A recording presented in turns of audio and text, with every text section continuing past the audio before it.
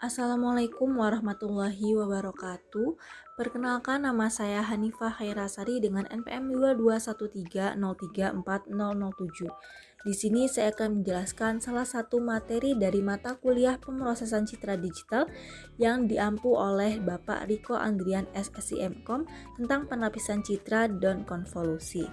Nah, materi penapisan citra dan konvolusi ini akan dikaitkan dengan jurnal, yaitu tugas sebelumnya. Oke. File penapisan citra dan konvolusi ini didapat di Viklas, yaitu ditulis oleh Rinaldi Munir dari Program Studi Teknik Informatika Institut Teknologi Bandung.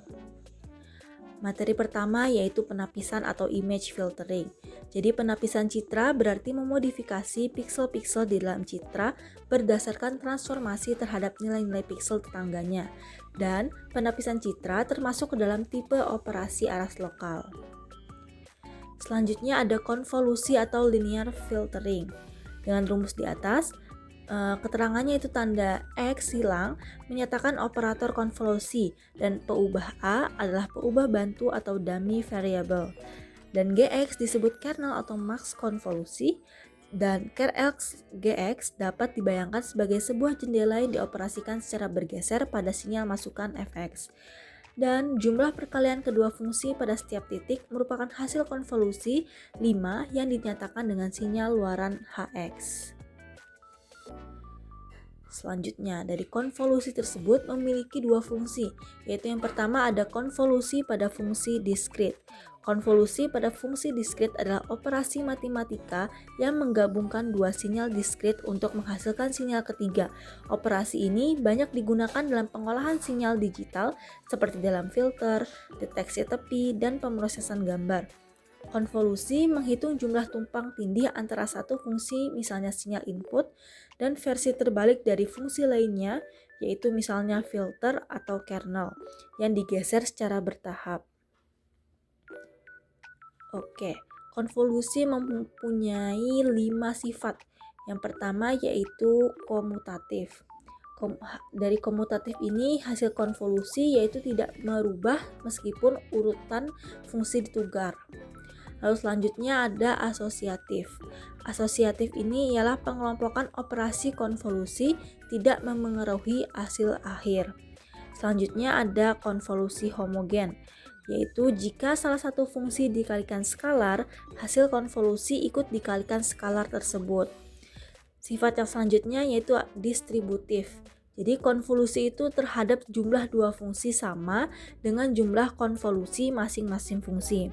Sifat yang terakhir yaitu invarian pergeseran, yaitu jika konvolusi di input dan digeser, maka hasil konvolusi juga ikut bergeser dengan cara yang sama. Nah, fungsi yang selanjutnya yaitu konvolusi pada fungsi dwimatra. Konvolusi pada fungsi dwimatra adalah proses operasi matematika yang diterapkan pada data dua dimensi, seperti gambar dengan menggunakan kernel atau filter dua dimensi untuk menghasilkan keluaran baru. Nah, konvolusi dwimatra juga menghitung hasil penjumlahan dari hasil perkalian elemen-elemen matriks, yaitu biasanya gambar dengan kernel filter yang digeser ke seluruh posisi pada gambar. Operasi ini banyak digunakan dalam pengolahan citra, seperti pendeteksian tepi, penghalusan gambar, dan penajaman. Oke, ini ada gambar dari sebuah citra dan hasil konvolusi. Dapat diketahui bahwa operasi konvolusi dilakukan dengan menggeser kernel di dalam citra piksel per piksel, dan hasilnya akan disimpan ke dalam matriks yang baru. Nah, dari konvolusi tadi timbul beberapa masalah. Contohnya yaitu masalah timbul bila piksel yang dikonvolusi adalah piksel-piksel pinggir border, yaitu kanan, kiri, atas, atau bawah. Karena beberapa koefisien konvolusi tidak dapat diposisikan pada piksel-piksel citra atau efek menggantung bahasanya. Nah, dari masalah tersebut terdapat 3 solusi, yaitu yang pertama, piksel-piksel pinggir diabaikan, jadi tidak dikonvolusikan. Solusi ini banyak dipakai di dalam pustaka fungsi-fungsi pengolahan citra. Dengan cara seperti ini, maka piksel-piksel pinggir nilainya tetap sama seperti citra asal. Lalu yang kedua yaitu elemen yang ditandai dengan tanda tanya diasumsikan bernilai 0, sehingga konvolusi piksel-piksel pinggir dapat dilakukan. Penambahan piksel bernilai 0 dinamakan padding. Nah, bisa kita lihat di gambar pada video ini. Selanjutnya solusi yang terakhir yaitu solusi ketiga, yaitu di mana duplikasi elemen citra. Jadi misalnya elemen kolom pertama itu disalin ke kolom baru dan baris pertama disalin ke baris ke-1, lalu selanjutnya dan dapat dilakukan terhadap piksel-piksel pinggir tersebut. Nah, dari solusi tadi itu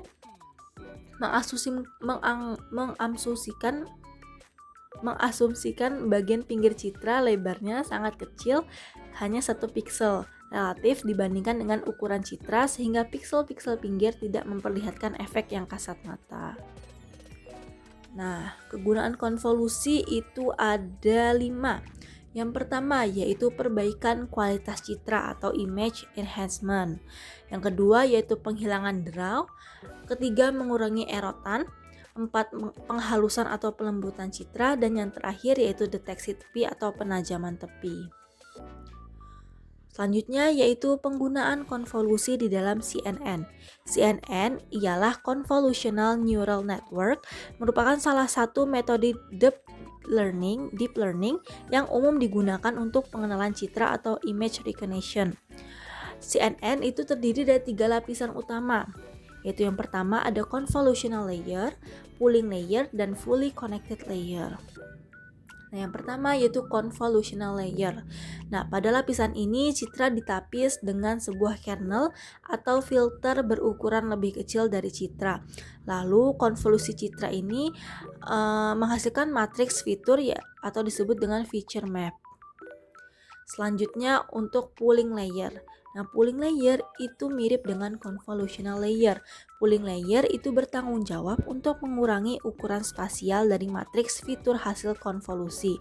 Hal ini bertujuan untuk mengurangi daya komputasi yang diperlukan untuk memproses data melalui pengurangan dimensi. Nah, pooling layer ini memiliki 2 jenis. Yang pertama ada max pooling dan average pooling. Max pooling itu mengembalikan nilai maksimum dari bagian gambar yang dicakup oleh kernel. Selanjutnya untuk jenis yang kedua yaitu average pooling, di mana pooling tersebut mengembalikan rata-rata semua nilai dari bagian gambar yang dicakup oleh kernel. Oke, kesimpulannya yaitu dari jurnal atau PDF dari Munir tadi dikaitkan dengan jurnal tugas minggu lalu, yaitu tentang di sini saya mengambil dengan judul penerapan deep learning menggunakan metode convolutional neural network dan K-means dalam klasterisasi citra butiran pasir dari jurnal Comtech Info. Itu kita mendapat kesimpulan bahwa berdasarkan hasil telaah terhadap kedua dokumen, dapat disimpulkan bahwa materi presentasi berjudul penapisan citra dan konvolusi sangat mendukung dan sesuai dengan isi artikel ilmiah dalam jurnal. Materi presentasi menjadikan landasan teori konvolusi baik dalam bentuk fungsi diskrit maupun dwimatra, termasuk penjelasan mengenai sifat-sifat konvolusi, proses pergerakan kernel, hingga penerapan konvolusi dalam arsitektur Convolutional Neural Network atau CNN. Sementara itu, artikel jurnal mengimplementasikan metode CNN dengan arsitektur ResNet 50 untuk melakukan ekstraksi fitur dari citra butiran pasir dan melanjutkannya dengan proses klasterisasi menggunakan algoritma Q-means. Proses konvolusi yang digunakan dalam jurnal secara nyata merupakan penerapan langsung dari teori-teori konvolusi yang dijelaskan dalam materi presentasi. Dengan demikian, dapat dikatakan bahwa kedua dokumen saling melengkapi. Materi presentasi memberikan dasar teoritis yang kuat, sementara artikel jurnal menunjukkan bagaimana teori tersebut diaplikasikan dalam penelitian dan pemecahan masalah nyata di bidang pengolahan citra digital. Kombinasi keduanya memberikan pemahaman menyeluruh baik dari sisi konsep maupun implementasi. Mungkin cukup di sini penjelasan saya tentang materi konvolusi. Apabila ada salah kata, saya mohon maaf. Terima kasih. Wassalamualaikum warahmatullahi wabarakatuh.